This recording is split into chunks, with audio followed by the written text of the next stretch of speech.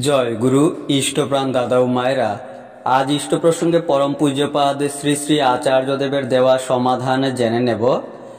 গত মাসের অর্থাৎ শ্রাবণ মাসের আলোচনা পত্রিকায় প্রকাশিত এই তথ্যগুলি।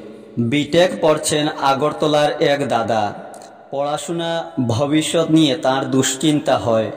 আচার্যদেব সেই দাদাকে বললেন, যখন ফলের আশা নিয়ে মানুষ কর্ম করে তখন টেনশন হয়। গীতায় ভগবান শ্রীকৃষ্ণ বলেছেন, কর্ম করবে কিন্তু ফলের আশা করবে না। ফলের চিন্তা যে করে সবার আগে তার কর্মটা গোলমাল হয়ে যায়। তুমি কখনো খেতে খেতে পায়খানার কথা চিন্তা করো না তো? করলে কি হতো? খাওয়ার আনন্দটাই মাটি হয়ে যেত।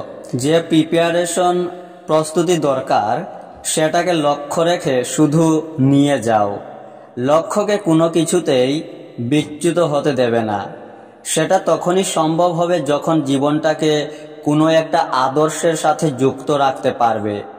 তুমি যেই আদর্শের সাথে যুক্ত থাকবে, দেখবে হাজার ঝড় ঝাপটা যাই আসুক, কিছুতেই তুমি লক্ষ্য থেকে বিচ্যুত হচ্ছ না। এটাকে বলে সচেতন থাকা।